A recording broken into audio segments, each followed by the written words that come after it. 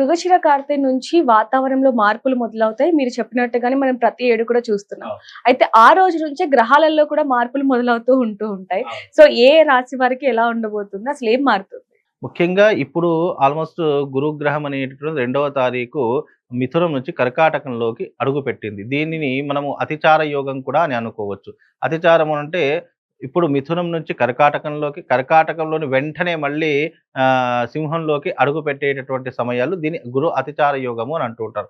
ప్రస్తుతానికైతే కర్కాటక రాశిలోకి గురు సంచారం ప్రారంభం అయ్యింది కాబట్టి, గురు సంచార ప్రారంభం వల్ల కొన్ని రాసుల వారికి అదృష్ట యోగములు, మరికొన్ని రాసుల వారికి మధ్యమ ఫలితాలనేటటువంటివి ఉంటుంటాయి. ఎప్పుడైనా ఒక గ్రహం మార్పు వల్ల ద్వాదశ రాసుల వారికి 3 రకాలైనటువంటి విధానాలు ఉంటూ ఉంటాయి. మధ్యమ ఫలితాలుంటాయి, అధమ ఫలితాలుంటాయి, మంచి ఫలితాలనేటటువంటివి ఉంటాయి. ఈ అదృష్ట యోగ ఫలితాలు ఇచ్చేటటువంటి రాసుల్లో ముఖ్యంగా చెప్పుకోవాలంటే ఇప్పుడున్నటువంటి గురు మార్పు వల్ల ముఖ్యంగా సింహరాశి వారికి చాలా అద్భుతమైనటువంటి యోగము. ఆ తర్వాత కర్కాటక రాశి వారికి చాలా అద్భుతమైనటువంటి యోగము.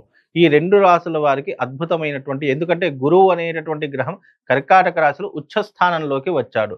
అలాగే కర్కాటక స్థానంలోకి ఉచ్చ స్థానంలోకి రావడం వల్ల సింహరాశి వారికి, కర్కాటక రాశి వారికి, మిథునం నుంచి కర్కాటకంలోకి, మళ్ళీ మకర రాశి వారికి చాలా అద్భుతమైనటువంటి, ఈ 3 రాశుల వారికి చాలా అద్భుతమైనటువంటి రాజయోగం సిద్ధింపబోతుంది అనేటటువంటిది ఈ గురు మార్పు వల్ల జరగబోతుందమ్మా. గురుగారు, ఇప్పుడు ఈ 3 రాశులు కాకుండా మిగతా రాశుల వారికి కూడా అనుకూలంగా ఉండాలి అంటే ఏమైనా పరిహారాలు ఏమైనా ఉన్నాయంటారా?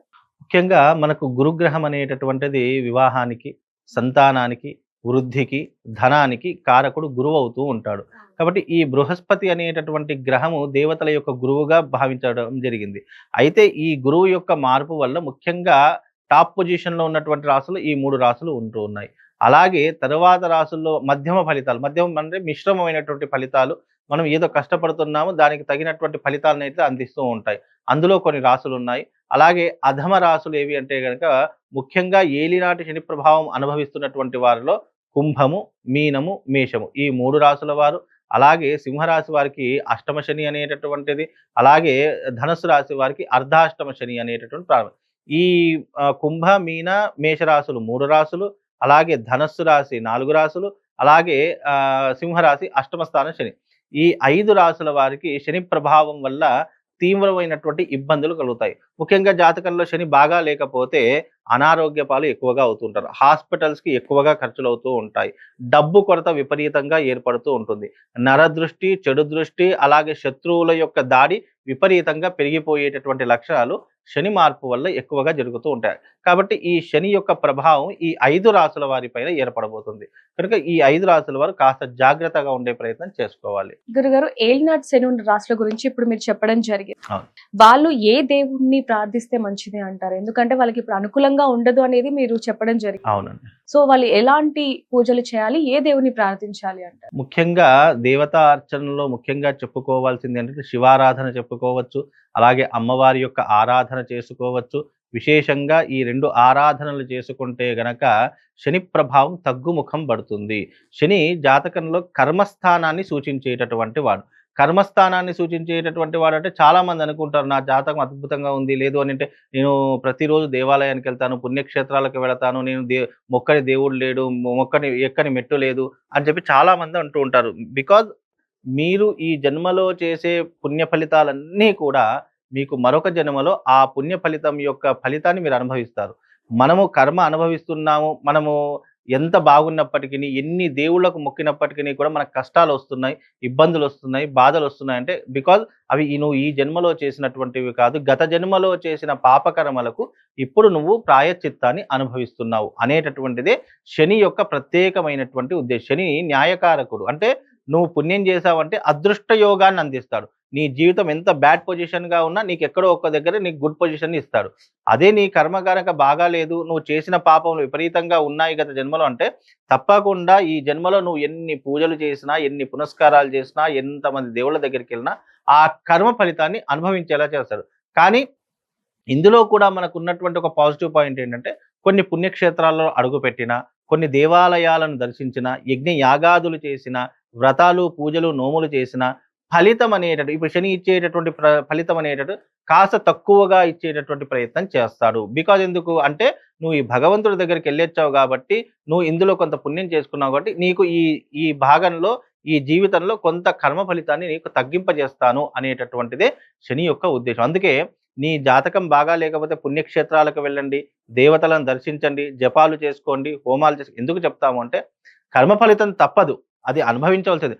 భగవంతుడు కూడా కర్మ ఫలితాన్ని అనుభవించడు. కాకపోతే ఏంటంటే కొంతవరకు అంటే గో మనకు ఏదైనా పెద్ద యాక్సిడెంట్ జరిగేటటువంటి అవకాశం ఉందనుకోండి. చిన్న దాంతో అంటే మన జాతకంలో ఈ ఫలితాలు బాగాలేవంటే దానికి సంబంధించినటువంటి ప్రత్యేక ముఖ్యంగా ఇప్పుడు ఏలినాటి శని నడుస్తున్నటువంటి వాళ్ళకి, అష్టమ, అర్ధాష్టమ శని నడుస్తున్నటువంటి వాళ్ళకి కొన్ని పుణ్యక్షేత్రాలు సజెస్ట్ చేయాలంటే అరుణాచలం లాంటి పుణ్యక్షేత్రము, కాశీ లాంటి పుణ్యక్షేత్రము, లేదు అని అంటే గనక చార్ధామ్ యాత్రలో బద్రీనాథ్, కేదార్నాథ్ కావచ్చు.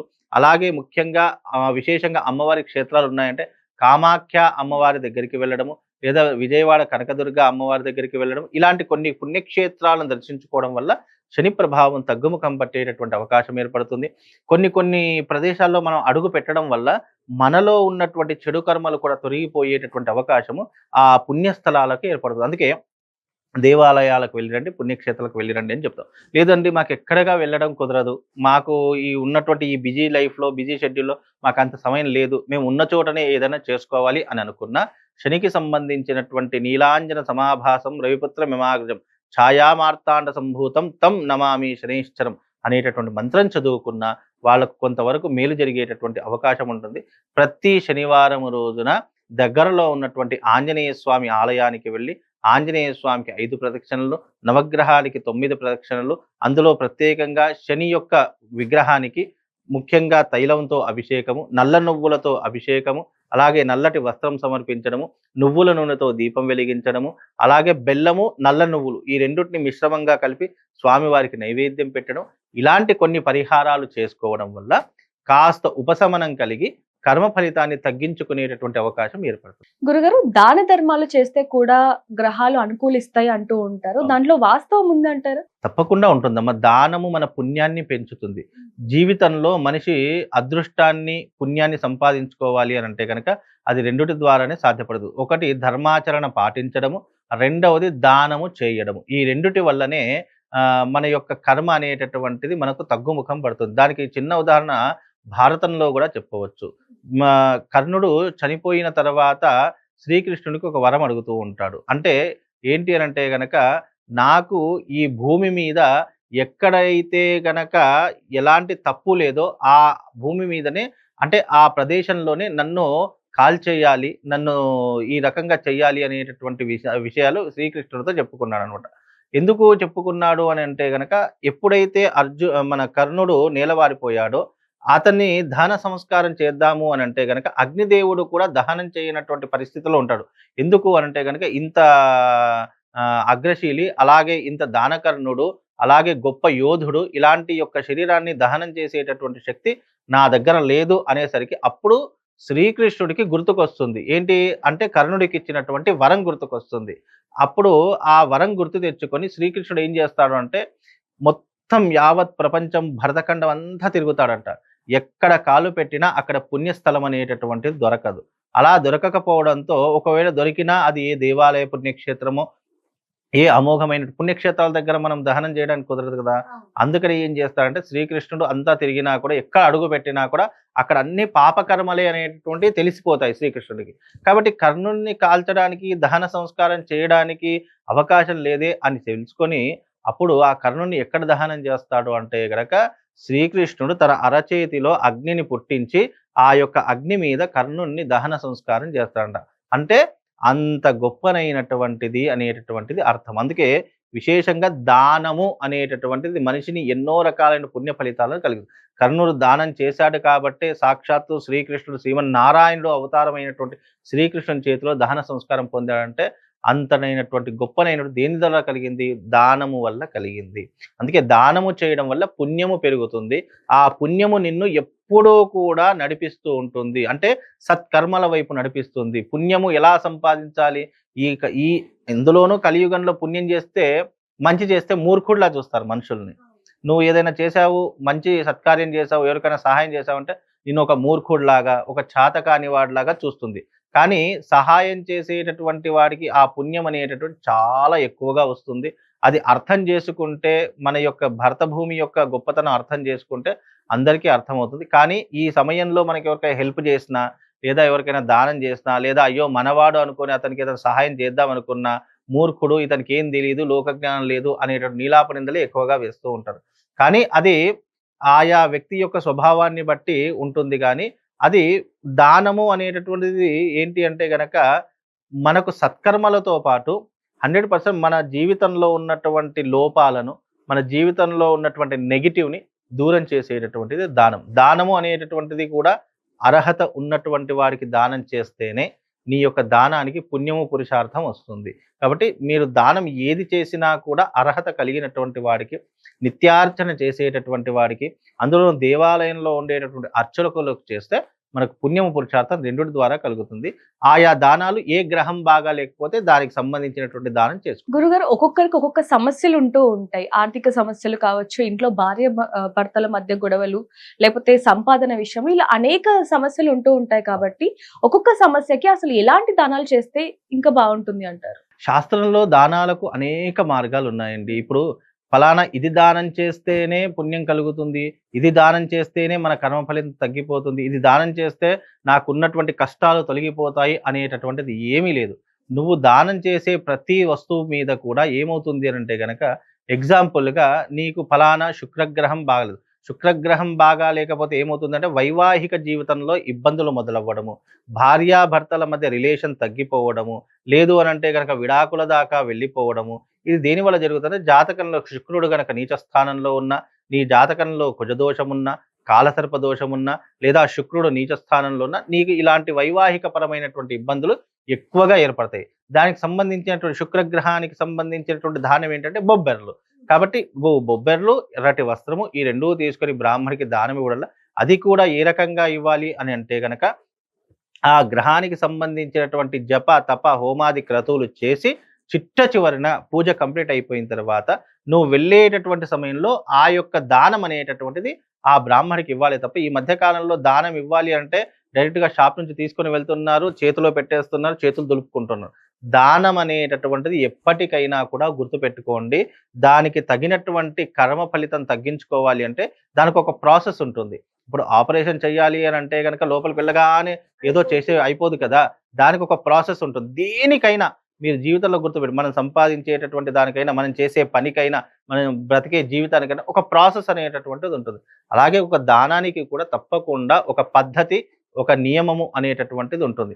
నువ్వు ఏ గ్రహానికైతే నువ్వు దానం చేయాలి, ఏ గ్రహమైతే నీ జాతకంలో బాగాలేదో దానికి సంబంధించిన జప, తప, హోమాది క్రతువులు ఆచరించి నువ్వు ఎప్పుడైతే అవన్నీ కంప్లీట్ చేసి నువ్వు బయలుదేరుతున్నావో, ఆ బయలుదేరే సమయంలో మాత్రమే దానం ఇవ్వాలే తప్ప, నేను నేరుగా వెళ్లి దానం ఇస్తాను అంటే ఆ ఇచ్చినటువంటి దానానికి పుణ్యము ఉండదు, ఫలితము తీసుకున్న వాడికి ఉండదు, ఇచ్చిన వాడికి ఉండదు. ఏదో నువ్వు షాప్‌లో కొనుక్కొని ఎలాగైతే తీసుకుంటున్నాం మనము, ఆ రకంగా తీసుకున్నట్టే ఉంటుంది తప్ప, నేను చాలామంది నా దగ్గరకొచ్చి అంటూ ఉంటారు. ఏంటంటే, నేను చాలా దానాలు చేశానండి. నేను గ్రహాలకు సంబంధించిన ధాన్యాలు చేశాను, గోదానం చేశాను, భూదానం చేశాను, ఆఖరికి బంగారపు దానం అంటే సువర్ణ దానం కూడా చేశానండి. నాకు ఏమాత్రం మార్పు ఎలా కనిపిస్తుంది? నువ్వు ఒక పద్ధతి, ఒక దానికి ఉన్నటువంటి ఒక ఏకాగ్రత, దానికి ఉన్నటువంటి క్రతువులు నువ్వు ఆచరించకుండానే దానం చేశావు అంటే, ఆ దానానికి పుణ్యం అనేటటువంటిది రాదు. చేయాల్సిన విధంగా చేస్తేనే ఆ 100% ఏదైనా చేసేటటువంటి పద్ధతిని అనుసరించి చేస్తేనే నువ్వు చేసిన దానికి పుణ్యం అనేది వస్తుందే తప్ప, నువ్వు నేరుగా నేను చేసేసాను, ఇక నాకు అయిపోయింది, నాకు పుణ్యం వచ్చేసిందంటే అది ఎప్పటికీ రాదు. దేనికైనా ఒక క్రమ పద్ధతి, ఒక ఆచారము, ఒక వ్యవహారం ప్రతి ఒక్క దానికి ఉంటాయి. కాబట్టి నీ జాతకంలో ఒక్కొక్క గ్రహానికి ఒక్కొక్క దానం చెప్పారు. నువ్వు దేనితో ఫైనాన్షియల్‌తో బాధపడితేదే దానికి ఆ కుజుడికి సంబంధించిన ధాన్యం దానం చేయాలి. వివాహానికి సంబంధించి నువ్వు ఏదైనా ఇబ్బందులు పడుతున్నావు, వైఫ్ అండ్ హస్బెండ్ రిలేషన్ అంటే శుక్రుడికి సంబంధించిన దానం చేయాలి. సంతానానికి సంబంధించినటువంటిది కావచ్చు, ఫైనాన్షియల్ ఇబ్బందులు కావచ్చు, దానికి సంబంధించి ఏదైనా ఇవ్వాలి అని అంటే గనక గురువుకు సంబంధించినటువంటి ధాన్యం ఇవ్వాలి. ఇలా ఒక్కొక్క గ్రహానికి అంటే నీ జీవితంలో ఉన్నటువంటి ప్రాబ్లమ్ బట్టి ఆ ధాన్యం అనేటటువంటి దానం ఇవ్వాలి. దానికి మళ్ళీ తప్పకుండా ప్రాసెస్ అనేది పాటించాలి. గురుగారు, నిజంగానే ఎన్నో తెలియని విషయాలని మాకు చాలా చక్కగా వివరించారు. ధన్యవాదాలు. శ్రీమాన్.